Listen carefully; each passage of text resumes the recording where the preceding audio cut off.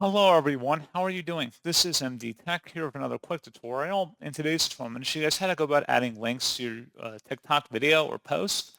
So this should hopefully be a pretty straightforward process here, guys. And without further ado, let's go ahead and jump right into it. Now you have to go ahead into either a draft or a new post.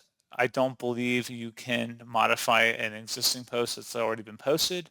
But if you already had like a draft, for example, if we open it up, so if you select add link and you click on that, it'll give you some very limited options here, such as if you want to add an event link to your video, live events, books, or if there are subscription options. So if you want to have viewers subscribe, you can add a subscription link basically. So you're pretty limited with links. You can put stuff in the description right here versus right along description. You can copy and paste stuff in here.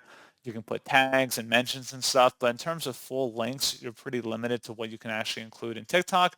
Obviously, it's a security thing. That's why they're only limiting you to certain features, but just something to keep in mind. But pretty straightforward process on that, guys. And as always, thank you for watching this brief tutorial. I do hope I was able to help you out, and I do look forward to catching you all in the next tutorial. Goodbye.